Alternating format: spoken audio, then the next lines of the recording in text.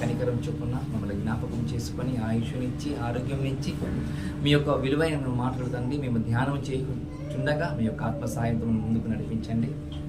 ప్రతి మాట మీకు మహిమకరంగా మాట్లాడగలిగే భాగ్యాన్ని కూడా ప్రసాదించాలని కోరుకుంటూ యేసుక్రీస్తుల వారి నామమున ఈ ప్రార్థన అడిగి సమర్పిస్తున్నాను. పరలోకములో ఉన్న మా కన్న తండ్రి, ఆమేన్.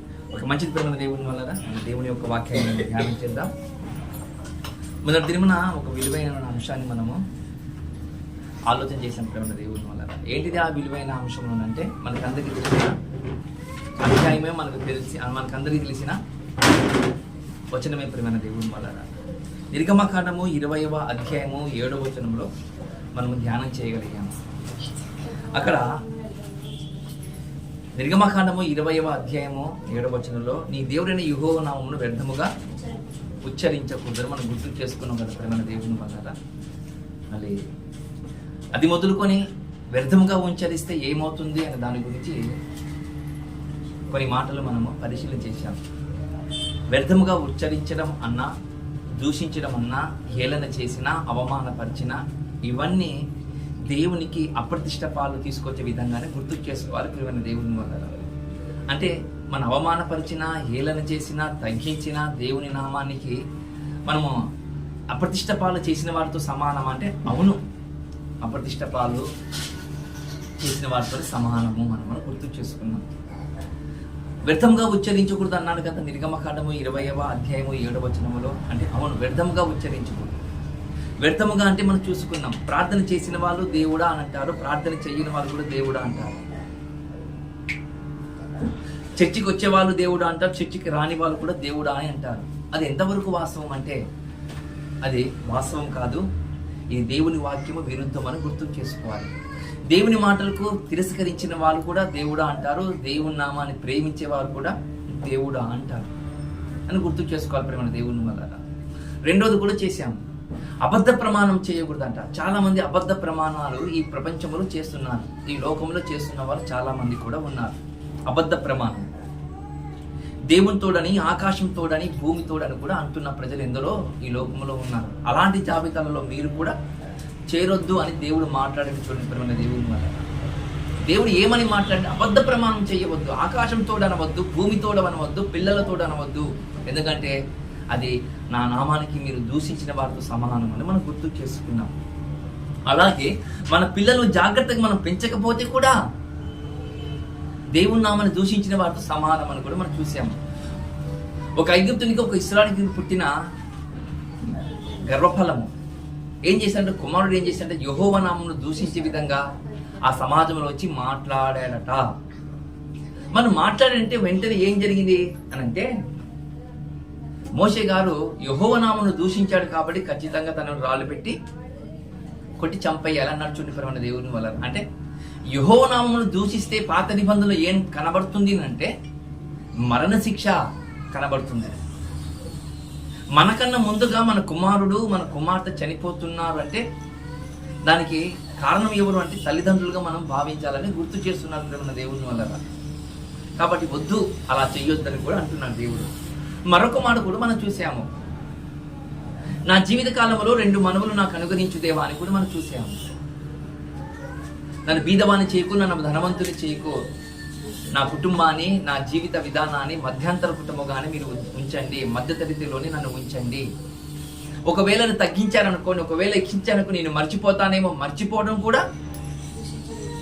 దూషించడం అంటూ సమానం. మర్చిపోవడం దూషించడం అంటూ సమానమా? నిజమా? అబద్ధమా? నిజమా? నిజమా? దాని గురించి తర్వాత మాట్లాడతాను. మర్చిపోవడం కూడా యెహోవా నామమును దూషించడం అంటే అవునంటే అవును అంటున్నాను, ఓకే మంచిది. మరొక మాట కూడా విషయం, యోబు గారి యొక్క భార్య ఉన్నప్పుడు దేవుణ్ణి దేవుడా అన్నది, లేనప్పుడు దూషించింది. అది కూడా దేవుని దూషించిన వారితో సమానము, అవమానించిన వారితోనే సమానము, హేళన చేసిన వారితోనే సమానం అని మనం గుర్తు చేసుకున్నాం మన దేవుని వల్ల. ఈరోజు మరికొన్ని మాటల్లో మనం ముందుకు వెళ్తాం. ఈరోజు మనం వినబోతున్న కొన్ని ఆలోచనకరమైన మాటలు మీ ముందు నేను ఉంచుతున్నాను. మీరు జాగ్రత్తగా పరిశీలన చేయాలి. మన దేవుని వల్ల. ఇప్పటి వరకు మనము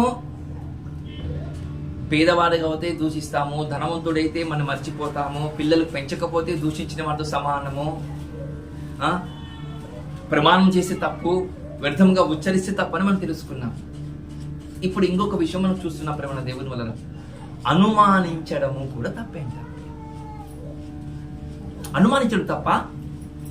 అవును, బైబిల్ చెప్తుంది అనుమానించడం తప్పంట. ఎవరిని? నీ భార్యను అనుమానించడం కాదు, నీ భర్తను అనుమానించడం కాదంట.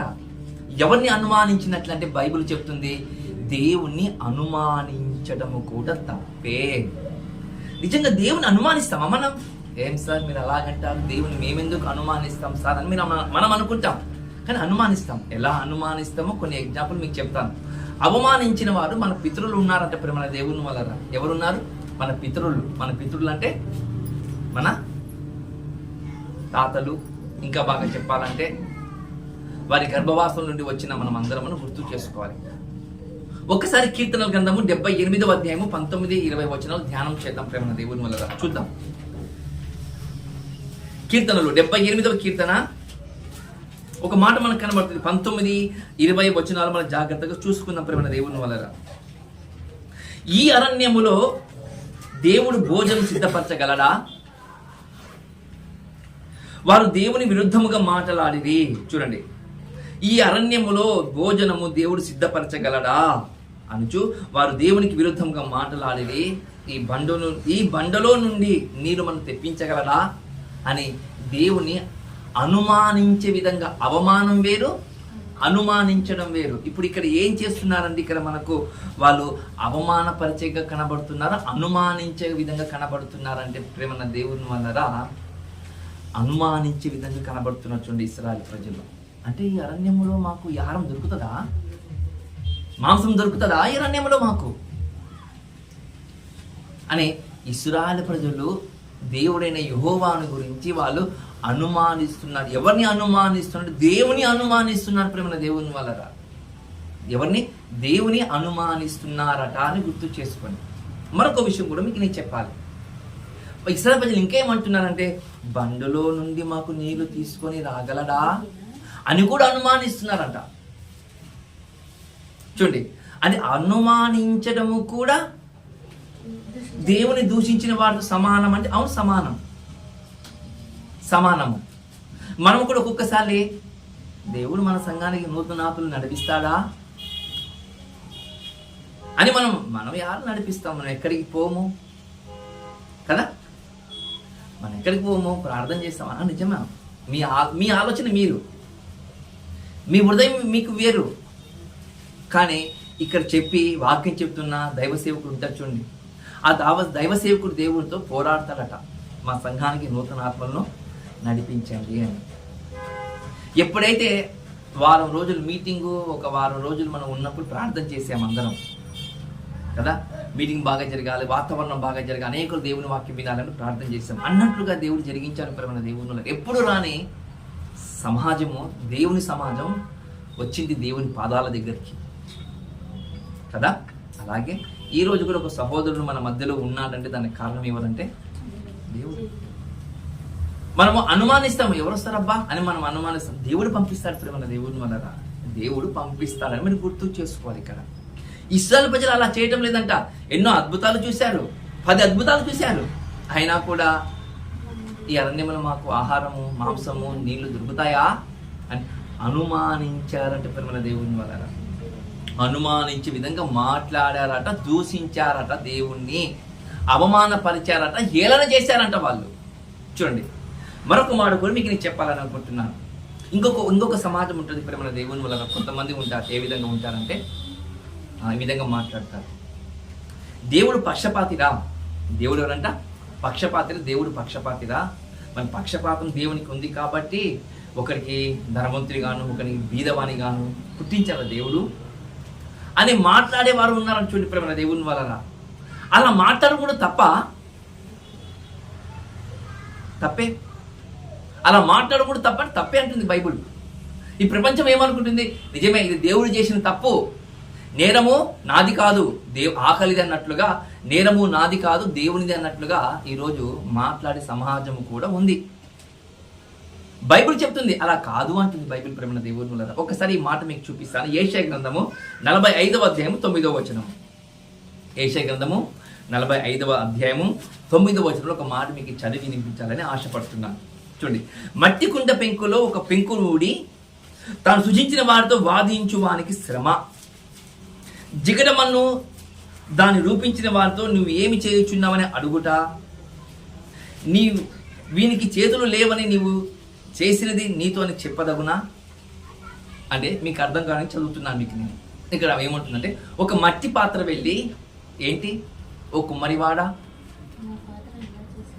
నాకు చిన్నగా చేసేవానికి పెద్దగా చేసేవాని చిన్న పాత్ర వెళ్ళి అడగకూడదట. ఏంటంట? అడగకూడదట. నన్ను ఇలా ఇంత అందంగా పుట్టించావానికి ఇంత ఆమెకు అంత అందంగా పుట్టించావు, నన్నేమి ఇలా పుట్టించావు దేవా అని అనకూడదంట దేవునికి. మంచి ఆరోగ్యవంతులుగా నన్ను పుట్టించావు, వారిని బాగా ఆరోగ్యవంతులుగా పుట్టించావు, నన్ను కుంటిహీనుడుగా నన్ను అంగహీనుడుగా నువ్వు పుట్టించావు అని దేవుని అడగకూడదంట. అని అడగకూడదట, అనకూడదట దేవునికి. ఒకవేళ కుమ్మరి వారి దగ్గరికి వెళ్ళి ఆ చిన్న పాత్ర చేసిన అది వెళ్ళి దానికి నోరు ఉంటే, వానికి అంత పెద్దగా పాత్ర చేసావు, నన్ను అంత చిన్నగా పాత్ర చేసావంటే ఆ కుమ్మరి వాడు ఏం చేస్తాడు తెలుసా? ఆ పాత్రను అలా పిసికేస్తాడు. ఏం చేస్తాడు? పిసికేస్తాడు. మట్టిని తీసుకొచ్చి ఆ పాత్రకి ఉన్న ఆ మట్టిని మళ్ళా కలిపి మళ్ళా ఆ బురదలో పెడతాడు. చూడండి మన దేవుని వల్ల, నా ఇష్టం, నువ్వు ఎవరు? ఇది నా ఇష్టము, నా పాత్ర, నేను చేసుకుంటా, నువ్వు ఎవరు నాకు చెప్పడానికి అని ఆ కుమ్మరివాడు మాట్లాడుతాడు ఆ పాత్రతో. బీదవానిగా పుట్టించింది, ధనవంతులుగా పుట్టించింది, నువ్వు ఎవడు ఇంత నన్ను అడగటానికి అని దేవుడు అడుగుతానంటే మన దేవుని వల్ల దేవుడు అడుగుతానని. కానీ దేవుడు అందరికీ సరి సమానంగానే పుట్టించాడు. కానీ మనుషులు అనేవారు స్వార్థప్రియులు, మనుషులు అనేవారు ద్వేషకులు, మూర్ఖులు. మనుషులు ఎవరంట?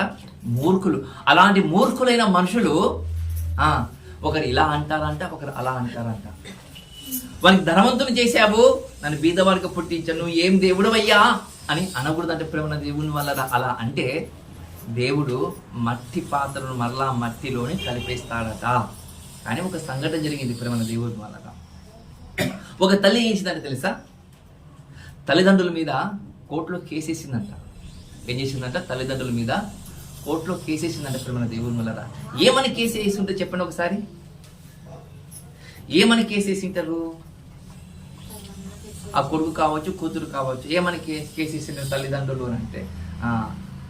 అంటే ఉదాహరణకు కూతురు కావచ్చు, కొడుకు కావచ్చు. మా అమ్మ నాన్న నన్ను అడగక ముందే నన్ను కన్నారు అని కేసేసిందంట ఆ అమ్మ. చూడండి, నన్ను అడిగి కనాలి మా అమ్మ నాన్న,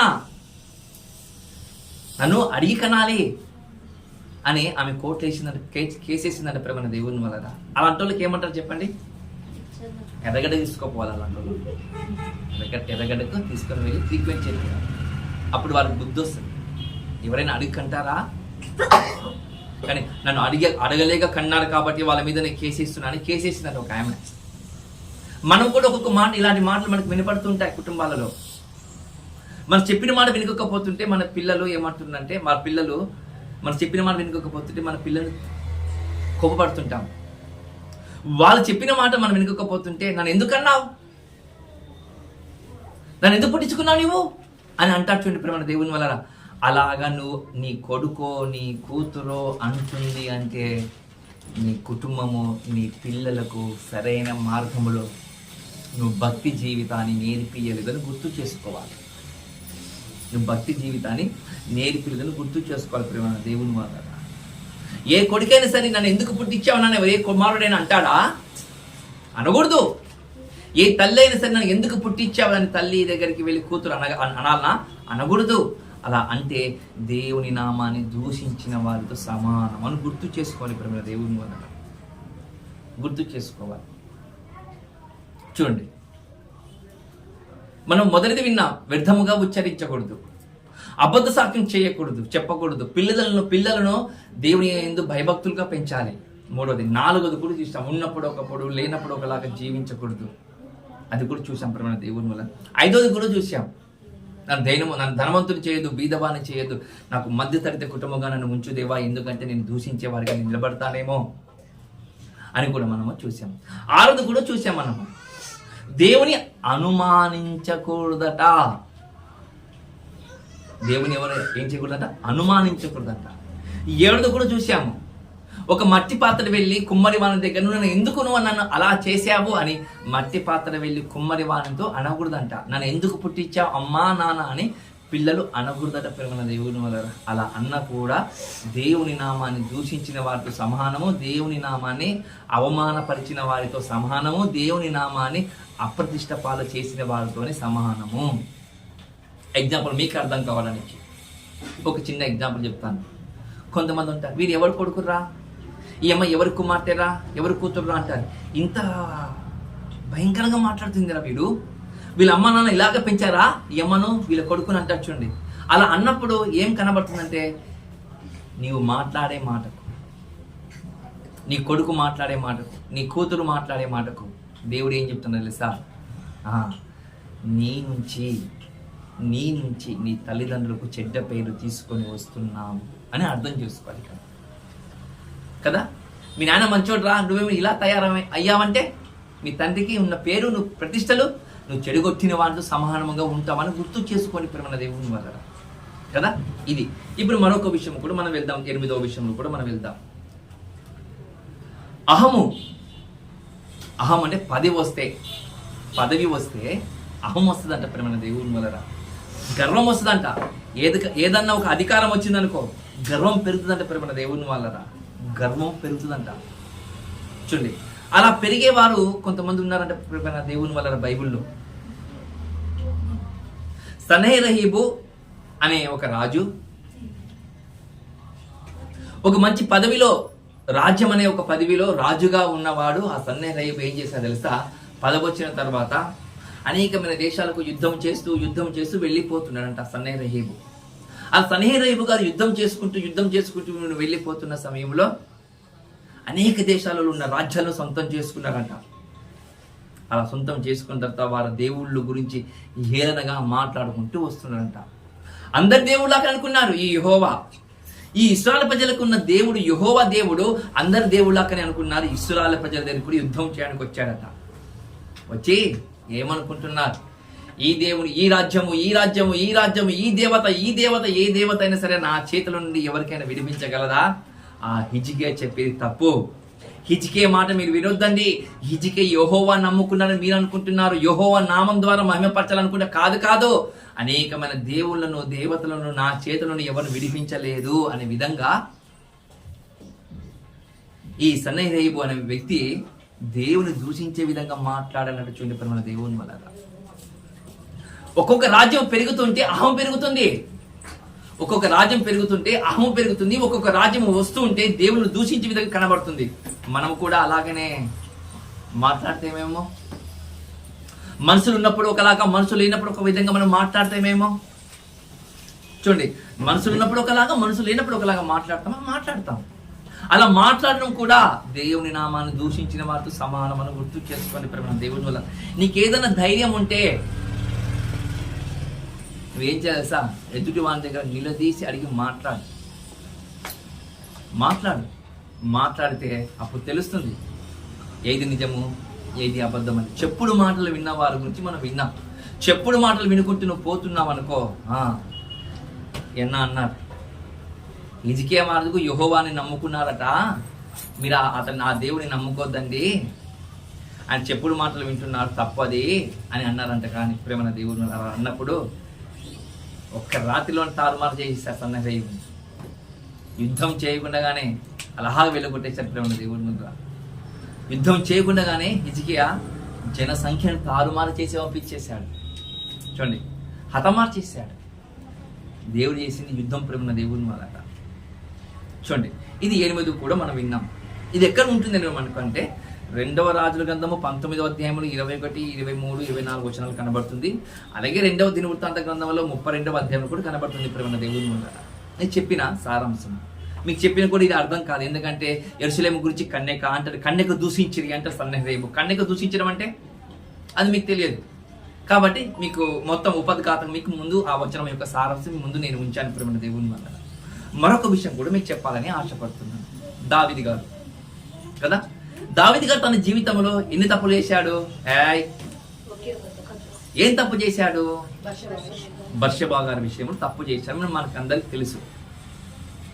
చేసిన తర్వాత దేవుడు ఒక మాట అంటాడు, నువ్వు చేసిన తప్పుకు నాతాను ప్రవక్త వచ్చి, నువ్వు తప్పు చేసావు, నువ్వు పశ్చాత్తాప పడ్డావు కదా, నీ పాపం దేవుడు క్షమించాడు, నీ పాపమును దేవుడు క్షమించాడు అని అంటాడు ప్రేమ దేవుని వల్ల. అన్న తర్వాత ఒక మాట అంటాడు ప్రేమ దేవుని వల్ల. ఈరోజు తప్పు చేసిన దావీదు దేవుని చేత క్షమించబడిన తర్వాత, కానీ ఒక మాట ఉంది, ఆ మాట మీకు చదివి వినిపిస్తాను చూడండి ప్రేమ దేవుని వల్ల. 2 సమూయేలు గ్రంథము 12వ అధ్యాయము, 2 సమూయేలు గ్రంథము 12వ అధ్యాయము 13, 14 వచనాలు ప్రేమ దేవుని వల్ల. 2 సమూయేలు గ్రంథము 12వ అధ్యాయము 13, 14 వచనాలు జాగ్రత్తగా చూసుకున్నాను. నేను పాపం చేసితని దావీదు నాతానుతో అనగా, నాతాను నీవు చావకుండునట్లు దావీదు నువ్వు పాపం చేసావని ఎప్పుడైతే నువ్వు దేవుని ఎదుట నువ్వు పశ్చాత్తాప పడ్డావో, ఇక చూడండి, పశ్చాత్తాప పడాలంటే పాపం చేసిన వారు పశ్చాత్తాప పడిన తర్వాత దేవుడు అంటున్నాడు ఇక్కడ, ఏమంటున్నాడు? నీ తప్పును దేవుడు క్షమించాడని, పరిహరించాడని, తప్పు చేసిన దాన్ని నువ్వు దేవుడు క్షమించాడు. ఓకే, మనం కూడా తప్పు చేసి దేవుని క్షమించమంటే సరిపోతుందా? బాగా ఆలోచించండి. మనం కూడా తప్పు చేసి, మనం కూడా వ్యభిచారం చేసి తప్పు దేవా అని ఒప్పుకుని సరిపోతుందా?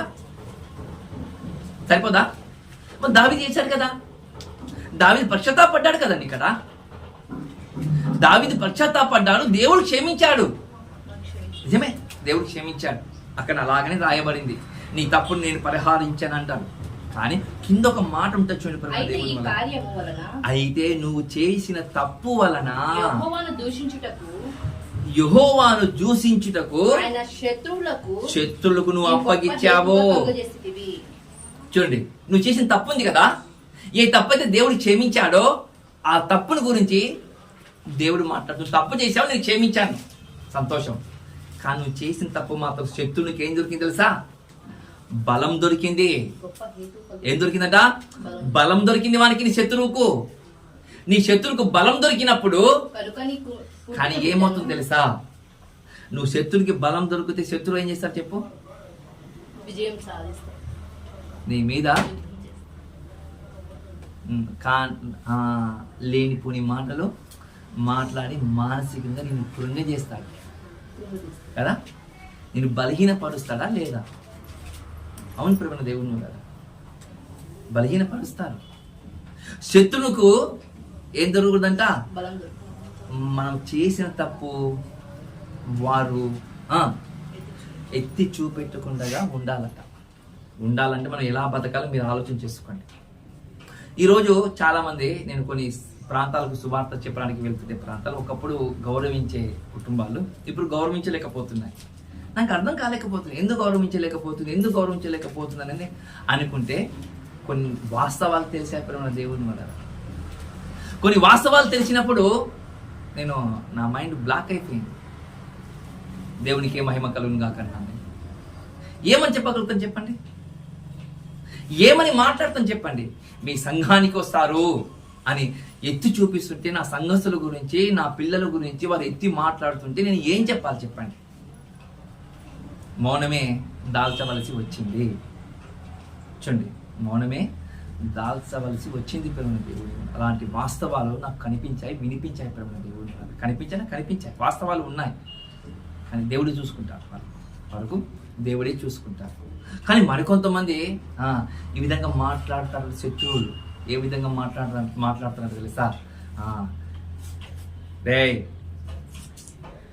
మరికొంతమంది ఈ విధంగా మాట్లాడతారు. ఏ విధంగా మాట్లాడతారు అంటే, శత్రువు మన బలహీనతలు తెలుసుకోవడానికి కొంతమంది దగ్గరికి వెళ్ళి తెలుసుకుంటారంట. ఇది నిజంగా ఒక చోట జరిగింది. ఒక సంఘానికి కొంతమంది వేరే ధర్మాన్ని నమ్ముకున్న వాళ్ళు చర్చికి వచ్చారంట. అలా ఒక 3 నెలలు 4 నెలలు వచ్చిన తర్వాత అక్కడ లొసుగులు లోపాలన్నీ తెలుసుకొని వాళ్ళు యూట్యూబ్లో పెట్టి మాట్లాడుతున్నారంట. చూడండి, తప్పే. మనమేమనుకుంటాము? నమ్మేమో. మనమేమనుకుంటాము? మంచోళ్ళు అనుకున్నాము. మనమేమనుకుంటాం? ప్రేమించమన్నాడు దేవుడు. అందరిని ప్రేమించుకుంటూ పోతే లాస్ట్కు సంఘానికి చెడగొట్టే విధంగా వెళ్ళిపోయారు. చూడండి, దేవుని వల్ల సంఘానికి చెడగొట్టే విధంగా వెళ్ళిపోయారు. గుర్తు చేసుకోండి, మన బలహీనతలు శత్రువుకు దొరుకుతాయంట. దొరికినప్పుడు దావీదు గారి గురించి ఆ శత్రువు ఏ విధంగా, నువ్వేం మాట్లాడతలేదా దావీదు, నీ కింద పని చేస్తుందో నీ భార్యను నువ్వు తప్పు చేసావనే మాట మాట్లాడితే ఎలా ఉంటుంది చెప్పండి? బాగుంటుందా? అలా మాట్లాడేదా? నీ తప్పు దేవుడు క్షమించాడు నిజమే, కానీ నువ్వు చేసిన తప్పుకు శత్రులకు పట్టు దొరికింది, ఆయు పట్టు దొరికింది వాళ్ళకు అని దేవుడు మాట్లాడుతున్నాడు. ప్రేమ దేవుని వల్ల దావీదు గారు. అంటే క్రైస్తవునికి క్యారెక్టర్ ఉండాలన్నా గుణం ఉండాలి. గుణం లేకపోయిననుకో, ఈరోజు చాలా మంది ఎలాగుంటున్నారో మీకు అందరు తెలుసు క్రైస్తవులు కదా. ప్రభువా ప్రభువా అని పిలిచే వారందరూ పరలోకానికి ఏమి పోతాం అనుకుంటున్నారంట. ఎవరు పోరని తెలుసుకోలేకపోతున్నారు జనాంగాలు, ఎవరు పోరని తెలుసుకోలేకపోతున్నారు. గుర్తు చేసుకోండి. అని దేవుడని నమ్ముకుంటే ప్రతి ఒక్కరు పరలోకానికి పోతారు, పోడు. ఆయన చెప్పిన మాటలో మనము నడవగలిగితేనే తప్ప పో. మనం చాలా మంది అరణ్యంలో రాలిపోయారు కదా. ఐగుప్తు నుండి ఇశ్రాయేలు ఆ యోనాను క్షమించండి ఆ పాలు తేనె ప్రవహించు దేశానికి వచ్చినప్పుడు చాలా మంది రాలిపోయారు కదా. మరి ఎవరు రాలిపోయారు అంటే వ్యతిరేకించిన వాళ్ళే రాలిపోయారట. ఎవరంట? వ్యతిరేకించిన వాళ్ళే రాలిపోయారంటే ప్రేమ దేవుని వల్ల.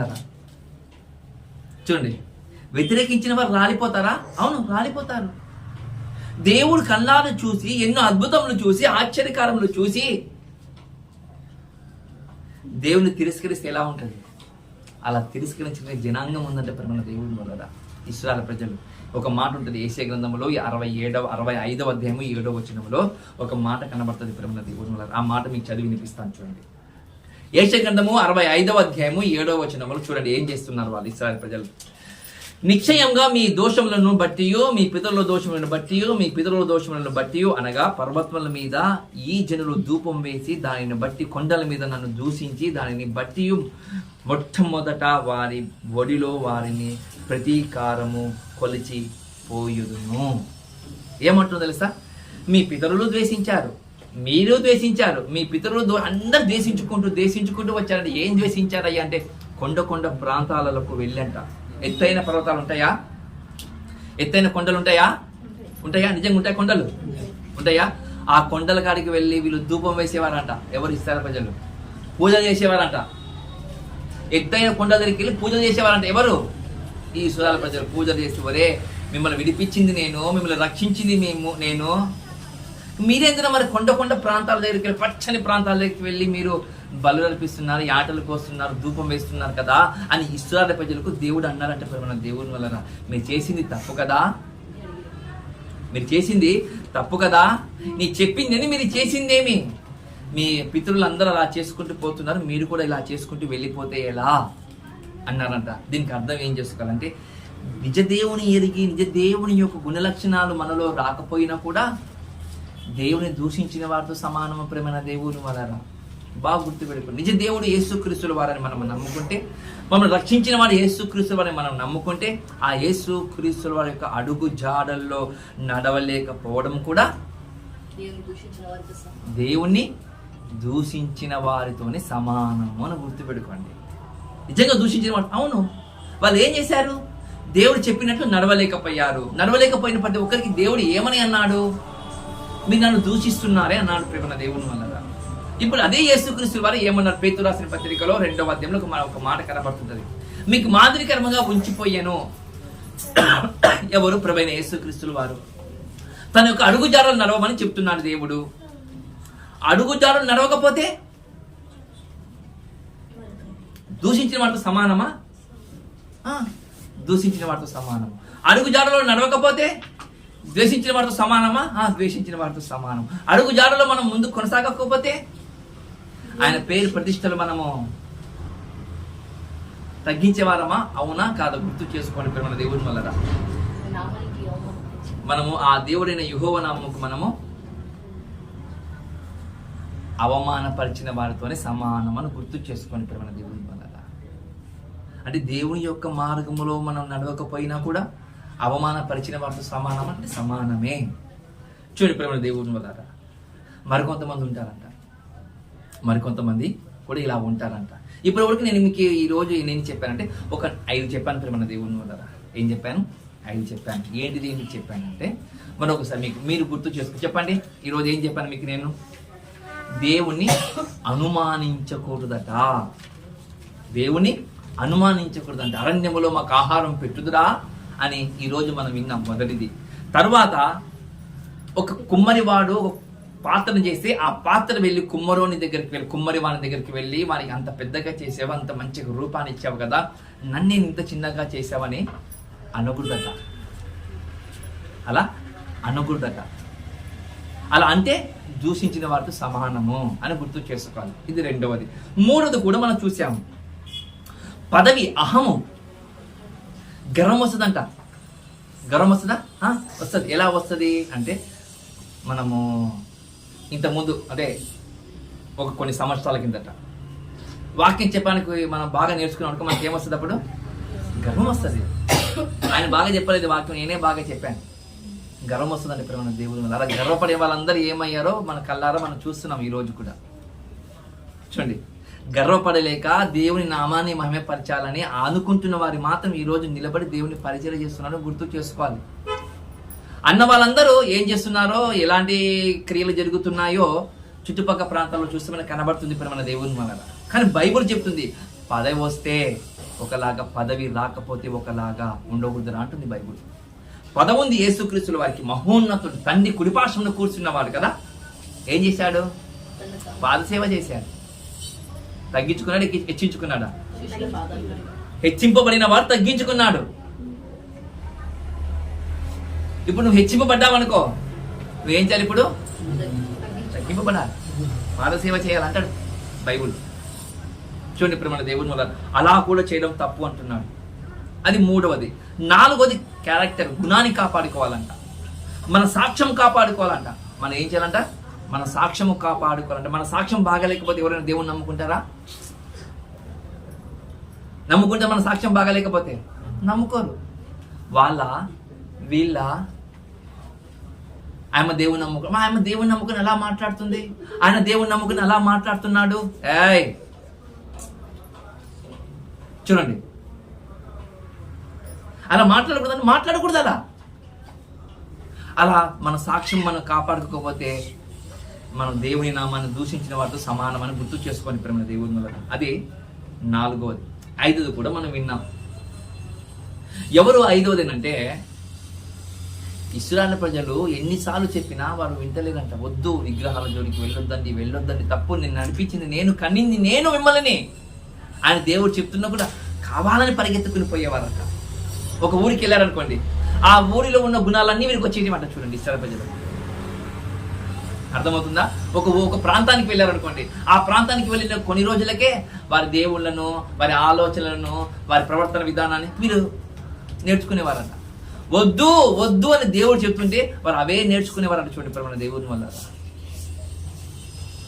వద్దు దాన్ని కూడా వాళ్ళు నేర్చుకుంటూ వెళ్ళిపోయారంట. మీరు తప్పు చేస్తున్నారు, మీరు దోషం చేస్తున్నారు, నా పేరును అవమానపరుస్తున్నారు, నా పేరును అనుమానించారు మీరు అని చెప్తున్న చూడండి ప్రేమ దేవుని వల్ల. ఏం చేశారు సార్? ఒడిలో ఉన్న మిమ్మల్ని అలాగే చంపేసా అంటున్న ప్రేమ దేవుని వల్ల. ఏం చేస్తున్నాడు? ఒడిలో ఉన్న మిమ్మల్ని నేను ప్రీతికరంగా పెంచుకున్న మిమ్మల్ని, నేను ఇష్టంతో పెంచుకున్న మిమ్మల్ని ఏం చేశాను తెలుసా? ఆ ఇష్టంతో మిమ్మల్ని నేను చంపేస్తానన్నాడు ప్రేమ దేవుని వల్ల. ఇశ్రాయేలు ప్రజలకు లోబడలేని ప్రతి ఒక్కరికి నేను ప్రేమించాను చెప్పిన ఆ దేవుడే చివరికి ఏం చేశారు తెలుసా? మరణాన్ని చూశానని గుర్తు పెట్టుకోండి. మనల్ని కూడా ప్రేమిస్తున్నాడు దేవుడు. ప్రేమిస్తున్నాడా లేదా? ప్రేమిస్తున్నాడా? మనల్ని కూడా ఒకరోజు వస్తుంది, ఒకరోజు వస్తుంది. ఆ పిసికే సమయంలో మనం ఎలా ఉంటామో గుర్తు చేసుకోండి. ఆ పిసికే సమయంలో, ఆయన చంపే సమయంలో ఎలా ఉంటుందో మనకు తెలియదు. ఇంతవరకు నేను ఈ రోజు చనిపోతానని ఎవరు లేరు. బాగా గుర్తుపెట్టుకోండి ప్రేమ దేవుని వల్ల. బైబుల్ చెప్తుంది మిమ్మల్ని ప్రేమించి నేను శిక్షించక తప్పదంటున్నాను బైబుల్ ప్రేమ దేవుని వల్ల. మరొక మాట కూడా చెప్తుంది. ఏం చెప్తుంది బైబుల్ అంటే 2 తిమోతికి రాసిన పత్రిక 3వ అధ్యాయము 4వ వచనం చూద్దాం. 2 తిమోతికి రాసిన పత్రిక 3వ అధ్యాయము 4వ వచనం.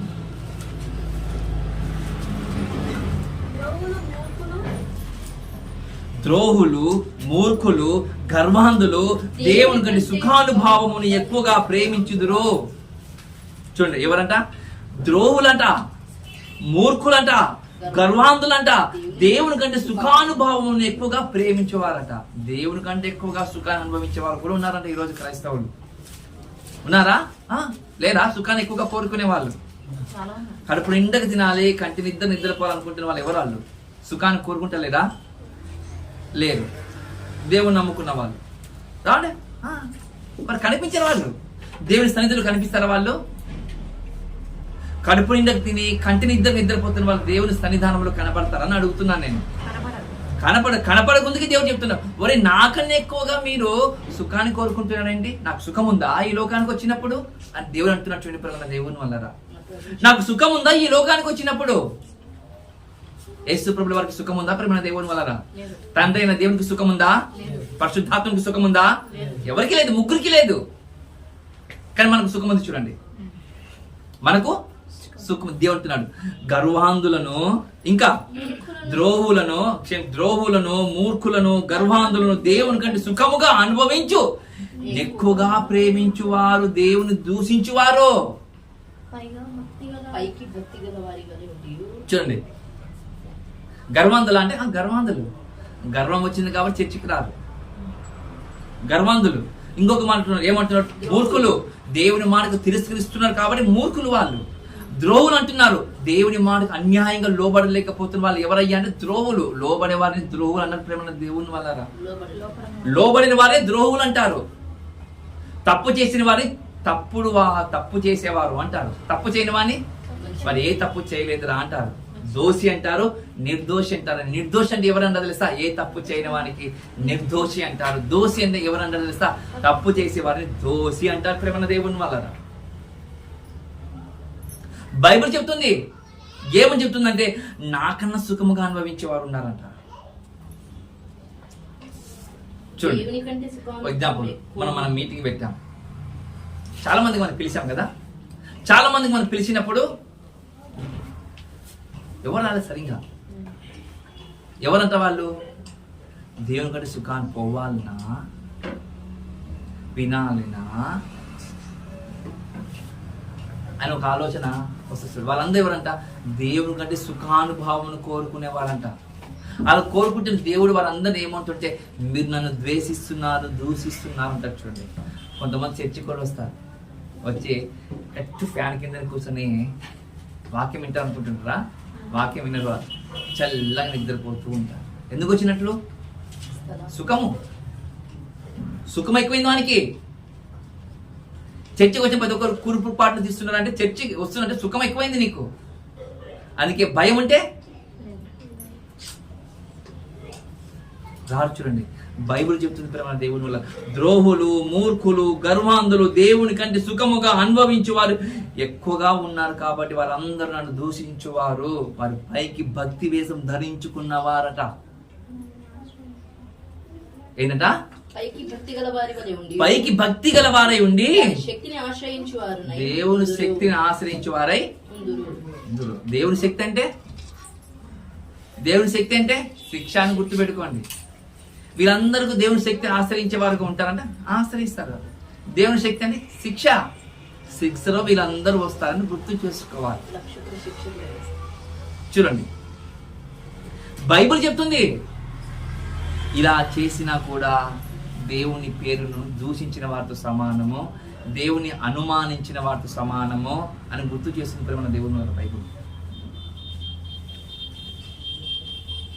మరొక మాట కూడా చెప్పాలి చివరిది. సామెత గ్రంథంలో 24వ అధ్యాయంలో 17వ వచనంలో ఒక మాట ఉంటుంది ప్రేమ దేవుని వలన. సామెత గ్రంథంలో 24వ అధ్యాయంలో 17వ వచనంలో ఒక మాట ఉంటుంది. ఏంటిది ఆ మాట తెలుసా? నీ శత్రువు పడినప్పుడు సంతోషపడకు. నీకు విరోధులుగా ఉన్నప్పుడు, ఎవరైతే ఒకప్పుడు నేను అనుమానించాడో, అవమానపరిచాడో, నీ కళ్ళ ఎదుట వారు కూడా పడింది అనుకోండి, ఏ తప్పు చేసి కింద పడింది అనుకోండి, ఏ తప్పు చేసి వాళ్ళను ఎవరో తీసుకుని వెళ్తున్నారు అనుకోండి, వాళ్ళని చూసి బాగైంది వానికి అని అనకూడదంట మనం. అలా అంటే బైబిల్ ఒక మాట అంటే ప్రేమ దేవుని వల్ల, శత్రులు పడినప్పుడు సంతోషపడకము, వాడు తృప్తిలున్నప్పుడు నీవు నీ మనసును నుల్లసింపకము. ఒకవేళ నుల్లసింపితే, ఒకవేళ నువ్వు సంతోషపడితే యెహోవా అది చూచి అసహించుకొని వాని మీద ఉన్న శిక్ష, వాని మీద ఉన్న కోపము నీ మీద తిప్పుతాను అంటాడు దేవుడు. అక్కడున్న కోపము నీ మీదకి వస్తుంది, వాని మీద ఉన్న కోపము నీ మీదకి వస్తుంది. చూడండి, దుర్మార్గం చూసి వ్యసన పడకము. చూడండి ప్రేమ దేవుని వల్ల అని ఒక తప్పు చేస్తున్నారు అని బాగైంది మనం అన్నాం అనుకో, అంటే ఇంకా వాని మీద ఆ తప్పుకు శిక్షకు గురవుతున్నారు అనుకో, దేవుడు శిక్ష విధిస్తున్నాడు అనుకో, వాళ్ళకు ఆ శిక్ష విధించేటప్పుడు దేవుడు ఆ తప్పును చూసి బాగైంది వానికి అన్నాను అనుకో, అదే కోపం నా మీదకి అలా వచ్చేస్తుందంట. ఇంతకుముందు నువ్వు అన్నావు కదా బాగైందని ప్రాణం అని తీసుకొస్తాంట ప్రేమ దేవుని వల్ల.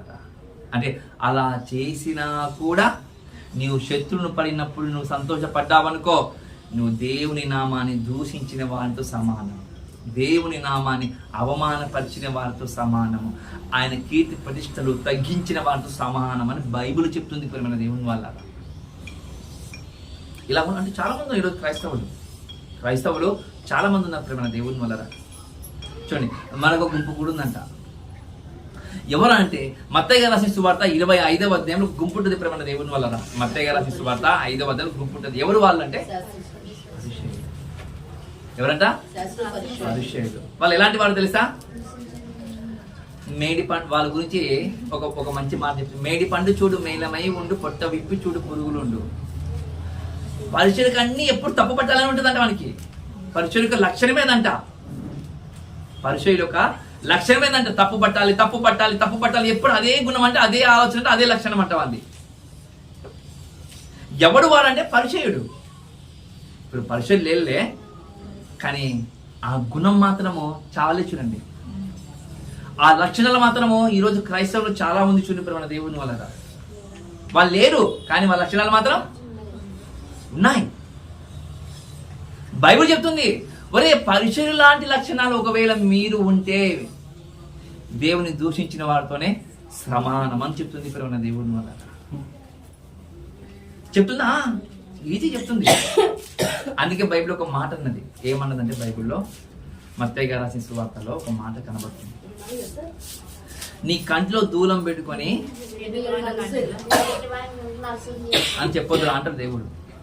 వాని కంట్లో ఉన్నది ఇంత, నీ కంట్లో ఉన్నది ఇంత, ఇంత పెట్టుకొని నువ్వు ఇంత దానికి ఏం చూస్తావు చెప్పు?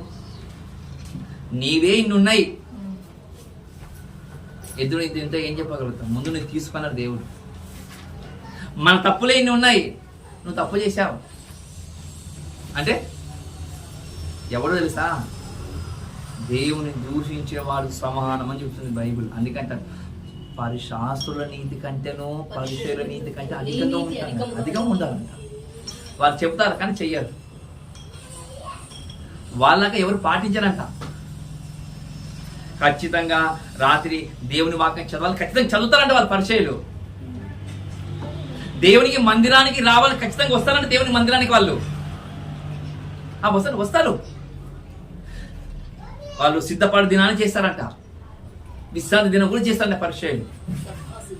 కానీ నడుచుకోరంట వాళ్ళు. పరిచయులు వాళ్ళు ప్రతిరోజు మందిరానికి వస్తారంట, దేవుని యొక్క ధర్మశాస్త్రం చదివి వెళ్ళిపోతారంట. కానీ చదివింది మాత్రము వాళ్ళ క్రియల రూపంగా వారు చెయ్యరంట. వీళ్ళందరూ ఎవరయ్యా? చెయ్యని వారు ఎవరయ్యా అంటే పరిచయులు అని గుర్తు చేసుకోండి. అందుకే ఒరే శాస్త్రుల నీతి కంటేనో పరిచయుల నీతి కంటేనో మీ నీతి అధికముగా ఉండాలి అన్నారు దేవుడు. ఎందుకోసం అంటే వాళ్ళు బాగుండే, వాళ్ళ యొక్క తత్వం బాగుంది, వారి విధానం బాగుంది, కానీ అంతకన్నా మించి ఉండాలి మీది. అర్థమవుతుందా? బాగా గుర్తుపెట్టుకోండి. అలాంటి తత్వం ఒకవేళ మనలో ఉంటే కూడా మన దేవుణ్ణి దూషించిన వారితో సమానము. చూడండి ప్రేమ దేవుని వల్ల. శత్రువు పడినప్పుడు సంతోషపడకూడదు. సంతోషపడ్డావా దేవుని నామాన్ని దూషించిన వారితో సమానం. ఇప్పుడు మనం విన్న పరిచయులు ఏం చేస్తారంటే చెప్తారు కానీ చెయ్యారట. ఎప్పుడు తప్పులు పడుతుంటే యేసుక్రీస్తు ఎక్కడికి వెళ్ళినా వీరికి గుంపు పోతుందంట.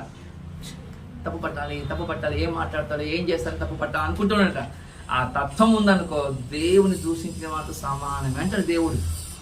పరిచయుల గురించి, శాస్త్రుల గురించి ఎప్పుడు అదే తత్వం అంటే వాళ్ళది. అది చెబుతూ మరొక మాట కూడా మనం 3వ మాట కూడా మనం చూసుకున్నాం. ఏంటిది ఆ మాట అంటే, పితరులు చేశారు తప్పు. ఇప్పుడు పితరులు చేసిన వాళ్ళు ఏం చేసి ఇక్కడ పచ్చగా కనబడే కొండలు కనబడే తప్పు చేసుకుంటూ వెళ్ళిపోయారు. ఇప్పుడు నేను కూడా మీకు నేను యెహోవాను, దేవుడను, మిమ్మల్ని రక్షించిన నాథుడను, నా మాట ప్రకారంగా మీరు బ్రతకండి అని బైబిల్ చెబుతుంటే, బైబిల్కు వ్యతిరేకముగా నడుచుకుంటున్న వారందరూ ఎవరంట? దేవునికి శత్రువులే, దూషించువారే అని గుర్తు చేసుకోవాలి ప్రేమ దేవుని వల్ల. కాబట్టి ప్రేమ దేవుని వల్ల మనం ఏ కేటగిరీలో ఉన్నా మనం పరిశీలన చేసుకుందాం. మనం ఇవన్నీ చూస్తుంటే ఇవన్నీ ఏదో ఒక చోట మనకు దొరికిపోతాం. ఏదో ఒక చోట మనము శత్రు పడినప్పుడు దొరికిపోతామేమో, నిజ దేవుని ఎరిగి కూడా నిజ దేవుని యొక్క అనుసారంగా మనం నడుచుకునే లేక వెళ్ళిపోతామేమో, దేవుని కంటే సుఖానుభవం ఎక్కువగా ప్రేమించే వారిగా ఉన్నామేమో, మన సాక్ష్యాన్ని మనం కాపాడుకోకపోతే కూడా దేవుని దూషించిన వారితో సమానము. గర్వము, పదవి వచ్చినప్పుడు గర్వపడ్డావో అది కూడా నువ్వు దేవుని అవమానపరిచిన వారితో సమానము. వాడిని నువ్వు అలా పుట్టించావు, నన్ను ఇలా పుట్టించావు అని అనడం కూడా తప్పేనంట. మన ధనవంతులు చేశావు, నన్ను బీదవానిగా చేశావు అని చెప్పడం కూడా తప్పేనంట ప్రేమ దేవుని. చూడండి, అలాంటి మాటలన్నీ మనం వింటున్నాం ప్రేమ దేవుని. అలాంటి లక్షణాలు ఒకవేళ మనలో ఉంటే బైబిల్ చెప్తుంది దేవుని నామాన్ని దూషించిన వారితో సమానము. యెహోవా నామమును దూషించుట ఎంత ఘోర పాపము అని గుర్తు చేసుకుంది. పాపమా పుణ్యమా మీ ముందు ఉంచాను నేను. పాపములో ఉన్నారా, పుణ్యములు ఉన్నారా నాకు తెలియదు. పుణ్యములు ఉంటే దేవుడు మిమ్మల్ని చూసి సంతోషపడతారు. పాపములో ఉంటే అంటే ఆయన మాటకు లోబడలేకపోతే అందరు దూషించిన వారితో సమానం. మరి దూషించిన వారికి దేవుడు చెప్తున్న మాట, నా వైపు మళ్ళండి అంటున్నాడు. మీరు ఏం చేయాలంటే నా వైపు మళ్ళండి. మీకు చెప్పాను కదా, అందుకే ధర్మశాస్త్రంలో ఒక మాట అంటారు, మీ తప్పిదమ్ములు మీరు ఒప్పుకొని నా వైపు మళ్ళీ నీడలా మీ తప్పుదమ్ములన్నీ నేను క్షమిస్తానన్నాడు దేవుడు. ప్రేమ దేవుడు, మీ తప్పుదలన్నీ నేను తప్పులను క్షమిస్తాను అని అన్నాడు దేవుడు. చూడండి, మళ్ళీ దేవుడు క్షమించడానికి సిద్ధంగా ఉంటాడు. అయినా కూడా క్షమించబడకుండా మనం ఇలాంటి జీవితం మనము అలవాటు చేసుకుంటే ముందుకు కొనసాగుతూ ఉన్నామనుకో, ఏదో ఒక రోజు కుమ్మరివాడు చేసిన పాత్రను మళ్ళీ ఖచ్చితంగా మట్టిలో కలపక తప్పదు. మట్టిలో నుండి వచ్చిన ఈ దేహం మట్టికి మారక తప్పదు. కాబట్టి ప్రేమ దేవుడి వల్ల ఈ కొద్ది మాటలు మన హృదయాలలో దేవుడు దీవించి ఆశీర్వదించి పడవలాగా మీరందరూ ప్రార్థన చేయాలని ప్రభునామములో కోరుకుని కొద్ది మాటలు ముగిస్తున్నాను. తలలుచుకుంటే ప్రార్థన చేసుకున్నాను. మహాపరిశుద్ధుడైన మా తండ్రి, పరలోకమున ఉన్న మా దేవ, నీ ఘనమైన నామానికి, మీ యొక్క ఉన్నతమైన నామానికి ఇప్పటి వరకు మీ యొక్క విలువైన మాటలు చెప్పడానికి కృప చూపించారు, సహాయం చేశారు. విన్న ఈ మాటలందరూ మీ పిల్లల యొక్క హృదయాలను ఫలించేలాగా కృప చూపమని కోరుకుంటూ, మా తప్పిదములను మేము సరిచేసుకొని మిమ్మల్ని ఘనపరిచే విధంగా మనం ముందుకు నడిపించమని యేసు ప్రభువు వారి నామమున ఈ ప్రార్థన అడిగి సమర్పిస్తున్నాను. పరలోకములో ఉన్న మా కన్న తండ్రి.